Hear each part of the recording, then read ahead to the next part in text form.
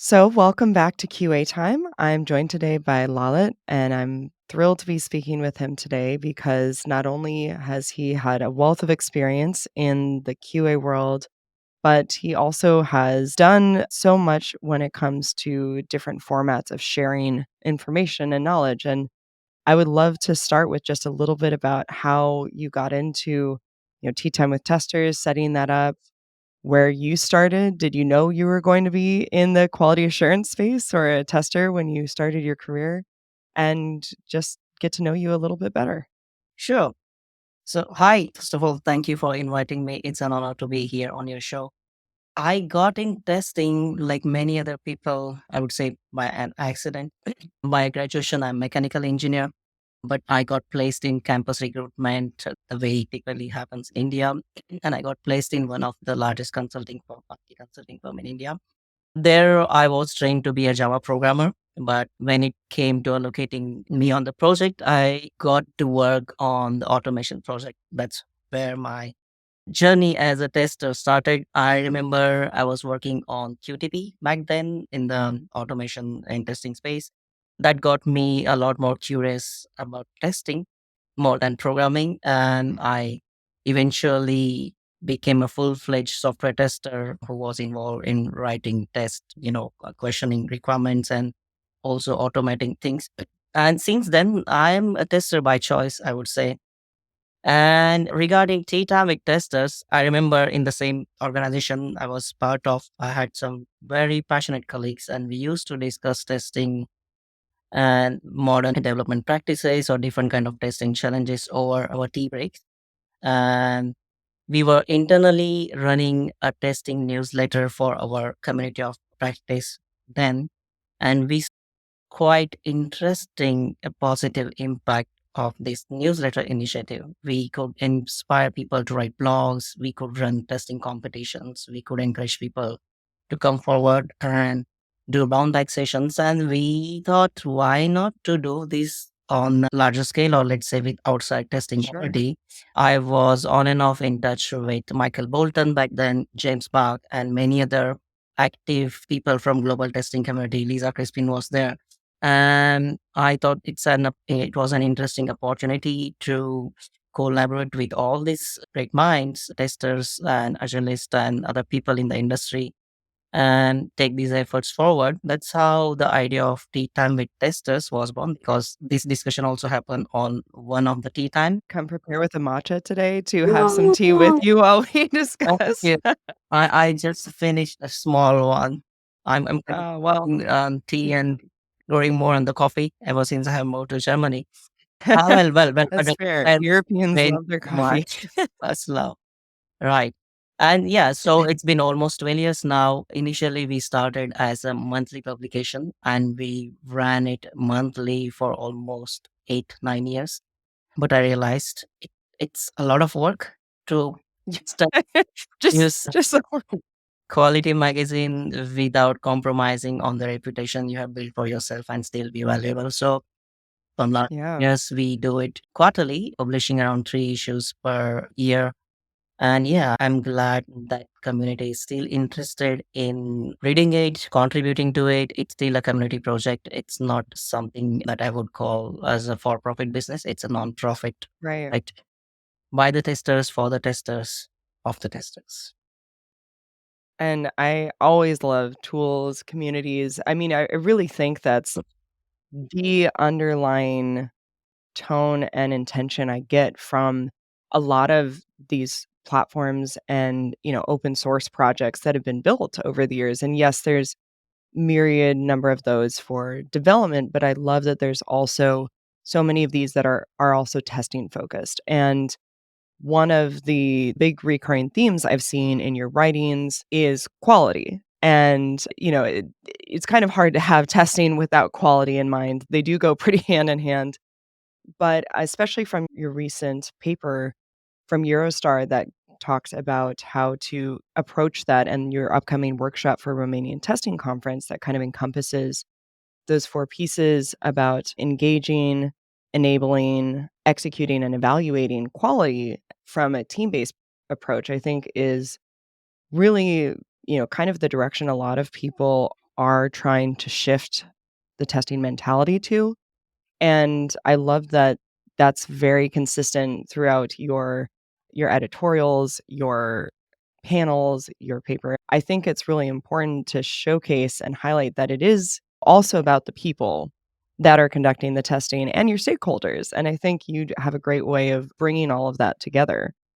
So, with the workshop coming up, is there anything that you're most excited about? I know you had some great takeaways in your abstract, but if you had to sum it up, what do you think the big takeaway is going to be for people that come to learn how to approach this? I think the biggest takeaway of this workshop, which has been also kind of thing that motivated me to share it with others, more of an open source contribution, is that people will learn that to deliver quality software, they don't really need to spend extra money or they don't necessarily have to delay their releases. There has been this on and off discussion that happens in our industry about triple constraint triangle of quality, time, and cost. And typically, quality pays the price because time to market is important and everybody wants to produce softwares as cheap as possible. And I believe it doesn't have to be at the cost of quality, which is what I was very passionate about when I created QCST, a framework. And after failing more than succeeding, I realized that ultimately it's possible to do that if we do things just a bit differently, if not very differently. That's what QCSD is about, and that's what I have been talking about through my workshops. In fact, I'm recently asked to present that to Chinese community by a Scaled Agile Practice Group China, and most likely next month I Awesome. will do another session on QCSD for them. And, speaking of, how you've come to these kind of broader themes, but also the framework itself, when you first started out as a tester, did you already have an idea of these concepts? Is this something that you really did see over time? What was some of your key inspiration for this? So when I started as a tester, I was more focused on finding information about risk, which is still, I think, very important job for testers to do. Yeah. Not only about testers, not only for testers, for everybody who is delivering software, but I think testers primarily work around finding this information about risk and communicate. And that made me quite risk aware. And ever since I got closer to Jerry Weinberg and his work, I started to see things more clearly. My understanding about risk kind of expanded, and so my understanding about quality too. So I have my thinking about quality has great influence by Jerry Weinberg's work. And after reading his books on quality software, I started to understand how different things affect quality and how the testers particularly do play a big role in preventing this system from running into a collapse mode. And that gave me a direction, as in, okay, let me see as a tester how I can contribute to this feedback loop to the controller that Jerry Weinberg talks about. What are the activities as a tester I can control and contribute to? Where are these different opportunities where risk resides? And as I explored further, I realized risk is everywhere. It's right from the discussions about requirement till it's in your configurations you have in your production telemetry. It's everywhere. So why not to go and see and dig out the information about risk everywhere? That made me curious about going more shift left, starting to understand how things go wrong during ideation phase and design phase. That helped me come up with this idea of QX, which is part of quality conscious software delivery framework. QX Yeah. talks about quality experience, where I encourage strong collaboration between designers and system thinkers, which are typically the engineering team.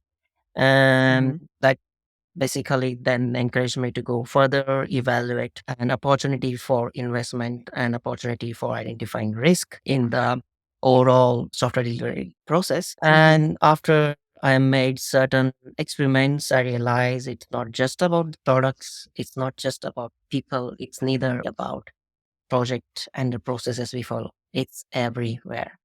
So, Right. if we are to succeed with quality, we need to make conscious efforts to identify these risks and fix them, mitigate them on these three notions of quality about. I think that's such an important point. I actually had a chance to speak at Code Mash in January of this year, which was fun, and my focus for that session was cultivating quality, and I think for me, I'm much newer to the testing space by comparison to your 15 plus years of doing this, but I think coming from the customer experience side and also kind of solutions engineering, a lot of issues and a lack of planning really fall to putting quality control practices and quality assurance practices too late What's it? in the system. So if you start at the beginning, if you start with design, the project inception, and think about quality before you even get into any of the details and just have that mindset, but also define that for all of your stakeholders, it's so much easier to clarify and communicate effectively if you just start with a few good questions and establish that as a baseline. And to that end, I would love to know what your definition of quality is. Oh, well, until now, I have been following Jerry Weinberg's definition of quality, which revolves around the idea of value and what people are willing to pay for in terms of this value. But I think the more I Mm, think of it and using my own experience, my definition of quality is about creating value which aligns with the purpose.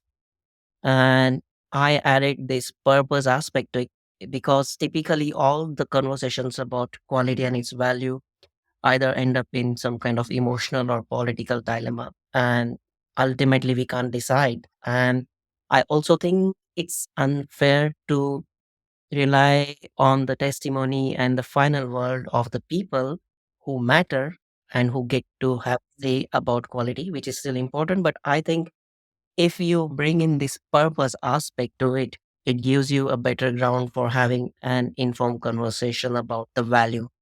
So in your team, if PO is the person who decides, the tester or programmer, you can bring about these conversations about how these values we are talking about aligning with the purpose we are building this for.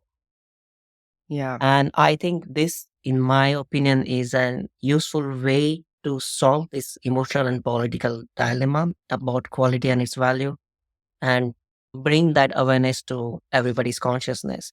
So, my definition of quality is creating value that aligns with your purpose. I like that. And I like that it also includes an intentionality around that. I think that is a really key point to make where having a purpose, having a goal, not just a qualitative or a quantitative piece, but that intention. I think that's a really I think great way. And again, there's no wrong answer, but it can be very personal. And I think experience definitely is very formative on people's expectations and how they experience what quality is to them. I have had so many conversations where discussions about quality happen, but nothing concrete comes out of it. No tangible actions happen. And ultimately, teams only react to the customer problems. And that's when they try to solve and think about quality. But it doesn't have to be this way. And also, Mhm. the proactive efforts you start making, sometimes they get downplayed because you cannot easily justify why creating that value is important if you are not Mhm. able to help people how it aligns with the purpose you're delivering that software for. So I'm Yeah. excited about introducing this definition in my next workshop because I haven't written about it yet. I haven't spoken about the purpose aspect of aligning this value for quality.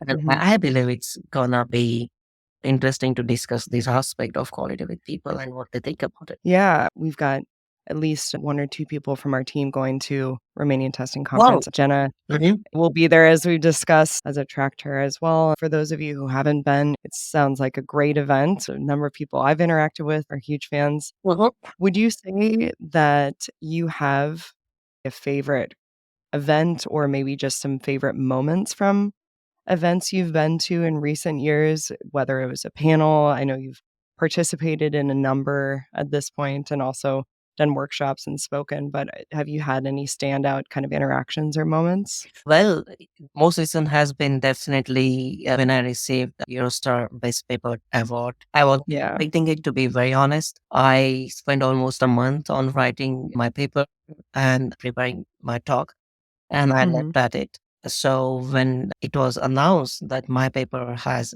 been selected for this award, I was kind of, did I really hear my name? Are they talking about me? Or but yeah, and I also had personal conversation or the feedback about the paper from the jury members, and it has been quite humbling experience to understand it from others how valuable they see this work and how useful they see it. And I also remember being on panel with Lisa Crispin, Jason Huggins, and also I think Angie Jones was there in New York. And though we did not have a lot of discussion in person about different topics, it was quite interesting to see how the things we were talking about were complementary to each other's ideas, how they were related. And I think that was a kind of useful validation for my ideas that I wasn't time speaking about out in public. And Hmm. see, it's been 15, 16 years. There are so many countless moments. Jerry went, but how could I forget? I started tea time with testers and I barely having 2 years of experience in IT field. And I started to reach to Jerry for publishing one of his articles. He was skeptical about yet another testing magazine. And he Yeah. asked me like, why should he? I gave him some answers probably that convinced him. And the most humbling memory would be when Jerry himself asked, Lalit, I want to be part of this family. You have been doing a fantastic job through this magazine, and I would like to be Oh. part of this team.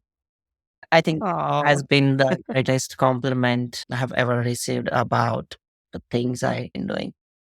Well, it's so neat to have people that you admire or that you followed or learned from ask you to participate further. And I think that one of the greatest powers of written word and media and having different channels to share is being able to have really unique interactions and experiences, but also giving voices to people in different formats or to broader audiences or who haven't had a shot at getting their ideas or their stories they'd like to share out in public. And I think it's really neat what Tea Time with Testers has done. You've had some moments of realization about bandwidth, which everyone needs to go through. But it's nice that that's still a priority for you to be able to put that out.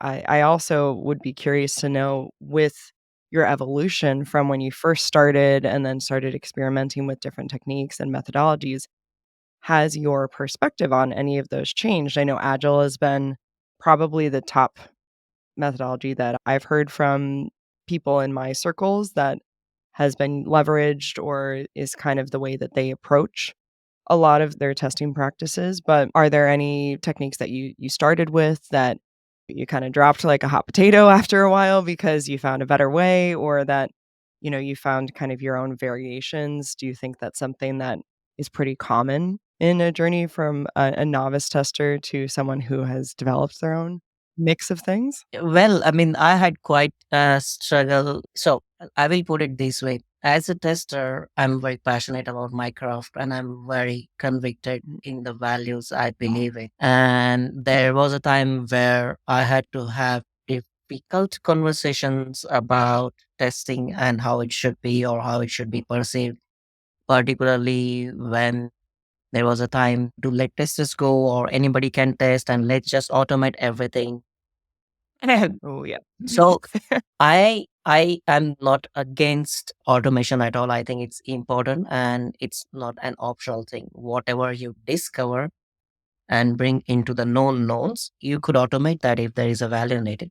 But I had indeed started to follow automate everything approach, but I realized it was only creating a lot of maintenance overhead for me and it was sucking up all the Mm. energy and available time that I was desperate to use for exploration and finding problems. I could clearly feel that problems were found in production and I could not catch them because I was busy keeping my pipelines green without really having a great value add. Let's admit. Your users don't care whether your pipelines are green or not. They care more about getting value for the investment they're making. And there has Mhm. to be someone making sure that you're not compromising on this value. So I had to force myself to find the balance between continuing with these modern engineering practices while not compromising on the value of testing I create.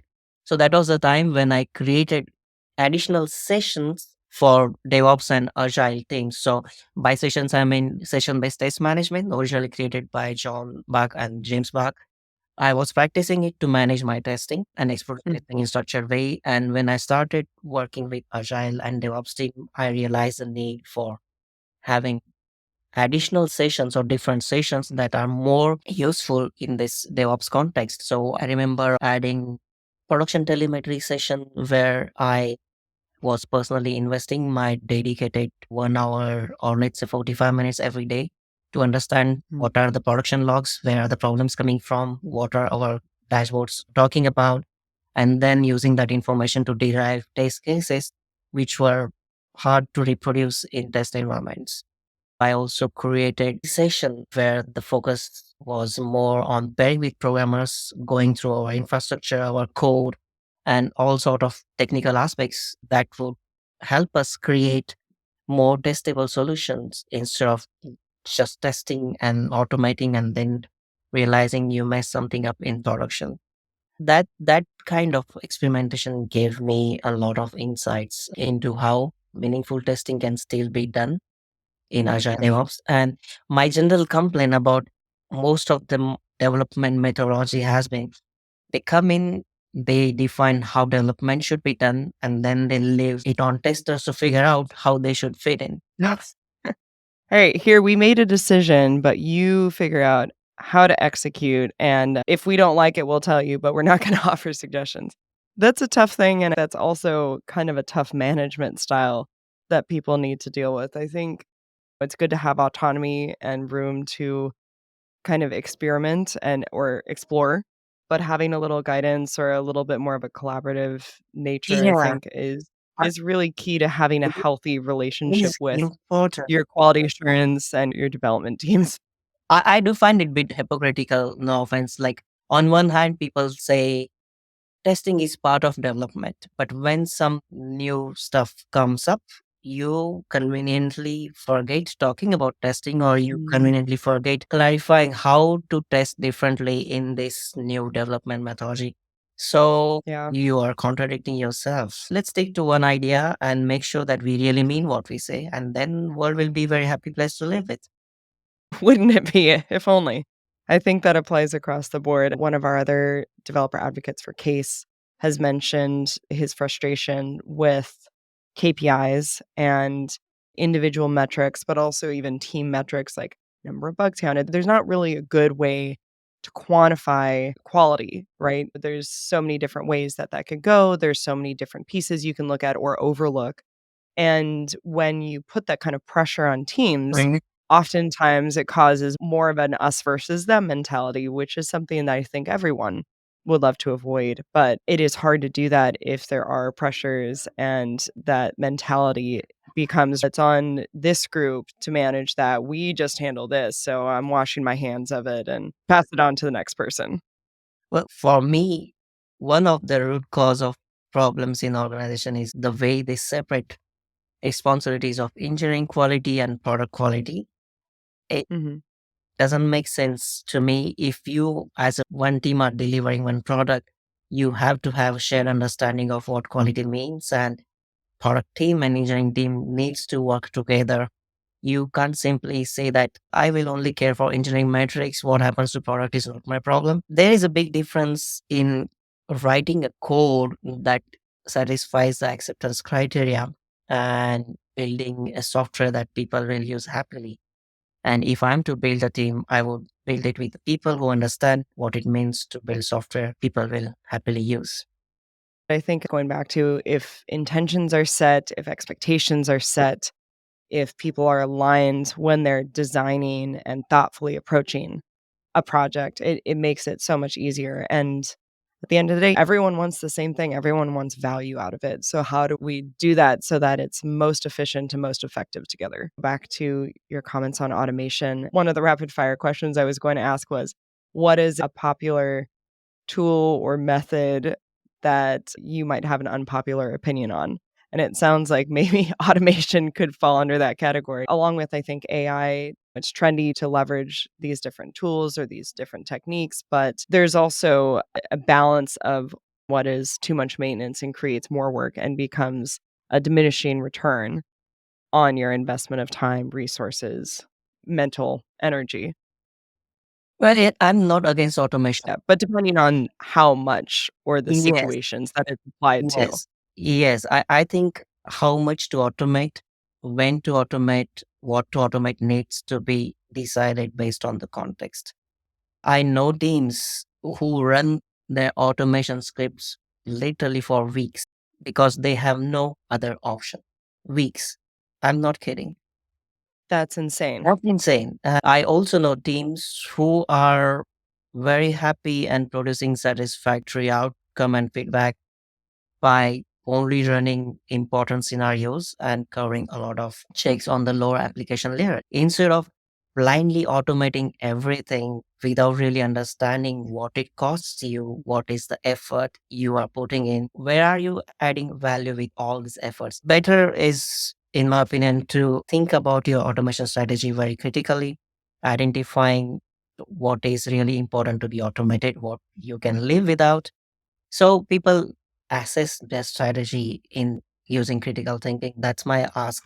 I honestly have seen teams burning and very talented testers becoming these zombies who are not getting out of their pipeline at all. They're stuck there all the time. And that's not a good picture.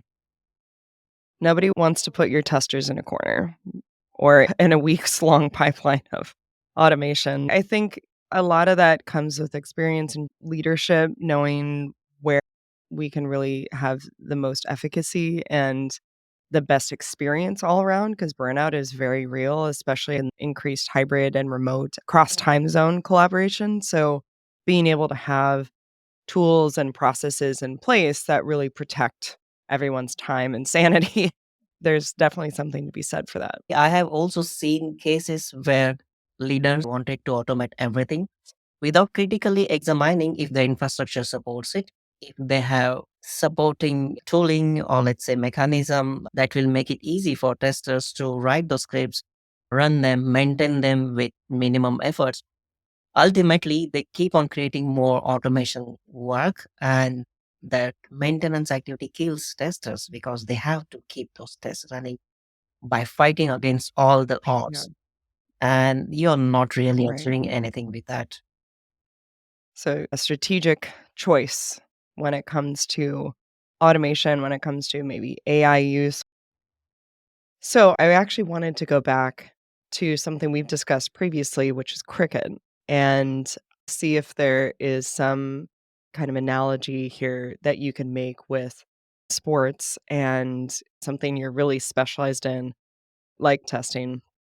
And if you'd say that having experience in other methodologies, techniques would be a fair comparison to make when you have a sport, especially something where it's very focused on certain activities and it may not seem as complex when you're looking at it from the outside in, but if you really understand the finesse that it takes or the finer points about how to actually achieve success, whether that's a great hit or whether it's being able to write very strategic automation for testing rather than just throwing paint at the wall and hoping for the best.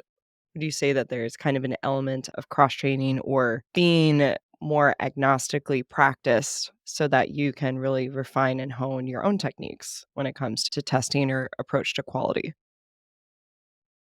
If I understood your question correctly, I would say I learned a couple of things from playing cricket. I'm an Indian, cricket is our religion. While playing as a batsman, I realized that it's all about focus and it's all about staying present. It's so important. to be focused on that moment when the ball is hitting on your bat. You need to judge the speed of the ball, how it's coming, have a look around where are the gaps in the fielding, and then you have to decide in split second how your shot is going to be. And I think to be able to do this all, you need to be very skilled at staying present in the situation with lots of factors around you.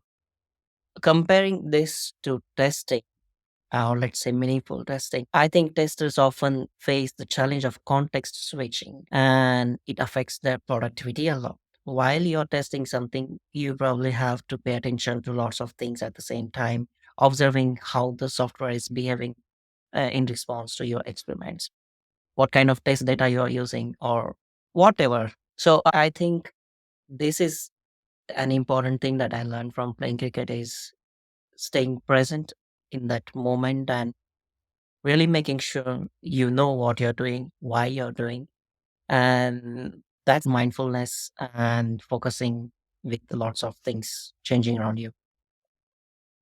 I think that's a nice way to put it. Having a lot of potentially conflicting information, requests or expectations coming in, a lot of moving parts and being able to really filter through that and make, your best informed decision based upon all of those external factors, I think absolutely makes sense. I will say I've not had a chance to play cricket yet, but I grew up playing soccer, basketball, volleyball, and I've recently started learning tennis. I mean, actually having to cultivate techniques and work on my form, not just send the ball sailing over the fences because I'm still trying to use the softball swing that I haven't used in a decade or so, but that reflex is still there. And I think being present and being able to kind of filter out the unnecessary stimuli or noise and being able to really hone in on those tiny little adjustments, I think is so important. I've never played racket sports growing up, or at least not where I was actually trying to improve my skills and get good enough where I could have competitive play. So I think it's interesting to think about all of the complexities and all of the factors that go into, say, testing or building a script. But also, I think in the age of AI being leveraged for so many purposes, it's never as simple as you put something in and expect a perfect result to get out. You have to word the question correctly. You have to add additional context. You have to ensure that what's coming out doesn't include hallucinations or incorrect information because it's based on a non human interpretation versus someone who has experience and can use their rationale and deductive reasoning to be able to come to these conclusions or make these assessments. So, I think that all plays together, no pun intended, and pretty well. Absolutely, it does. I mean, now we are in times where LLMs are training LLMs, AI agents are talking to each other.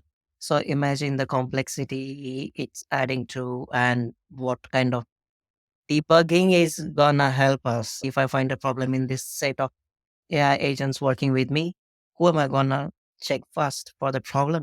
I don't know who is training whom and how that's gonna fit to each other. It's an interesting times. We've talked a little bit about cricket and some of your passions as it relates to work. You're also very passionate, from what I understand, about your family and about being able to travel and have these new experiences. What would you say is your main driving factor in sharing your knowledge in what gets you up and going in the morning and gets you through long days at times? Well, I never thought of it. It's a very interesting question. One thing is for sure, I'm very passionate about people and I like to be useful, and it gives me a sense of satisfaction and purpose when the things I do are helping others in whatever way. I like to be in a position to influence others positively, or let's say inspire others to do good things. And I think that's something that keeps me motivated. I'm a very passionate person myself. I can't imagine just sitting idle and doing nothing. I mean, sometimes yes, but For a break, but not full time. yes. But yeah, I am pretty passionate in life. I love to live life fully, and I like sharing experiences so others can also experience the joy of what I'm experiencing. And I believe that's something that keeps me going. I like that. And you were just talking to me a bit about your trip to one of the islands off of Spain, America, to unplug and take a mental break and have time to be alone with your thoughts and process, be present in the moment, and get stuck in a very dark valley or have to use your phone to be able to find your way back. There's something nice about that human experience of being in nature and not knowing exactly where you're going and not having a nice paved path with man-made lights, going back to wilderness to have those times of grounding. Most certainly, I think the best way to learn humility and humbleness is to go out and realize how small you are compared to the vast nature that nurtures you and provides you, gives you endlessly without asking for any tax in return. On this 7th day of my hiking trip, I was walking a lot, a lot, a lot. I learned that these hiking sticks are not only for old people. Everyone needs a little support sometimes. Both everyone needs a support, and there is no shame in relying on a support if you need it. I reflected a lot on leading yourself, or let's say self leadership, in this time because I was deciding for myself what am I gonna do next? Where am I heading, east or south or whatever? What is my plan for tomorrow? On the first day itself, I pushed my limits. I was walking the whole day, and when I reached back my hostel, I had a kind of moment of blacking out. That Oh, no. It's yeah. So I overestimated myself, but I think to go out and put yourself in these situations where you are forced to reflect on what your strengths are, what are your weaknesses, what you must do in order to do it better next time. And this made me also reflect on the leadership in team context. Like, if I'm to lead others successfully, it's very important that I'm aware of my own strengths, my weakness, what are my plans. And I also need to make sure that I'm investing in myself so I can really lead people and I can convince them to trust in my leadership. I recently wrote a LinkedIn post about my reflections quite literally before our interview.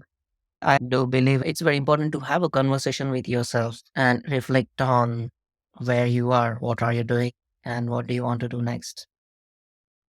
yeah, and just, taking the time to evaluate. I love that you try to have a self-aware leadership approach. That's something that can very easily get overlooked. Taking the time to make sure you know yourself and test those limits, I think that's so important for personal growth, and that doesn't stop whether you're in management or leadership role, whether you are an expert in your field or still starting out, learning and that continual development is so key. You are involved in a lot of things. I'm glad you took some time to get away and be present and have time to yourself. But what are some of the projects you've been working on with Accenture Song, with your innovation crew that you're really excited about sharing? You also, as a separate point, have this really cool global testing survey that we'll also link to, but maybe you could share a little bit about what you're working on now. Yeah, sure. So I'm having quite an interesting time as a group lead for innovation and thought leadership group for software testers and quality engineers in Accenture quality engineering services for dark region. And apart from that, I'm also working as a productivity engineering manager in Accenture, so overseeing lots of different opportunities to improve quality and productivity on the engineering side. That keeps me busy, particularly now with AI. I'm experimenting with building some solutions that would be very helpful for testers and software delivery teams. And I get an opportunity to work with very smart people, my colleagues from different practice groups with so many different ideas.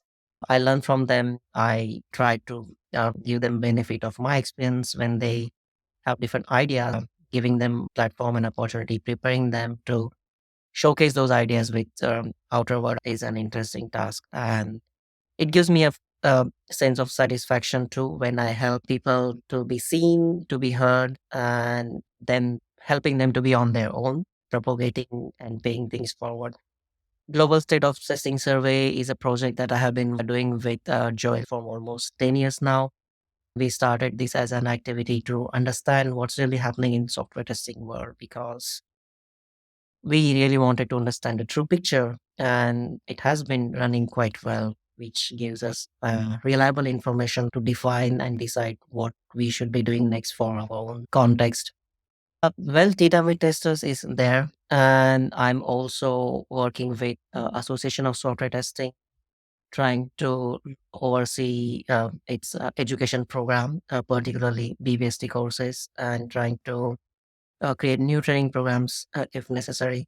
That's pretty much it. And of course, talking about QCSD, wherever I get invited for thinking about new topics to present, I'm also now working on developing a workshop on my QX concept, which has been like published already, but I'm creating a workshop on how to really go about creating a culture of quality experience where design thinkers and system thinkers can come closer and deliver together and not fight with each other. Please. Let's just all get along. Shrugging it off like engineering quality versus product quality. Well, so just a few things, but, it's nice that they all kinda tie in together and have these common goals of quality experience. I really like that term, and again, regardless of who the stakeholders are, there are always at least a few groups of them. I think that's a great way to frame that. I'd love to end with just a few rapid fire questions, so don't overthink these, just whatever comes to mind first, and I already covered the one. I'm a tester. I testers cannot not overthink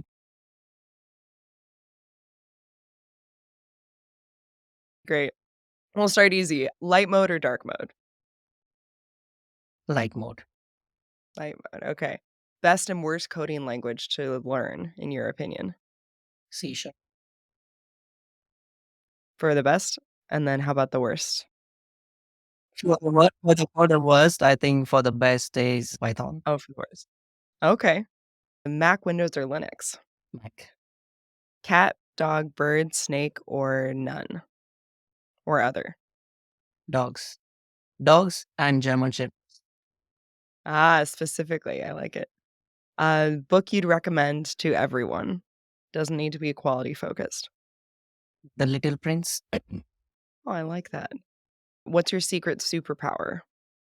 Ah, my empathy. It's a good one. I think that can help solve a lot if you can approach things with a little bit of empathy. Do you have a favorite artist or song or playlist?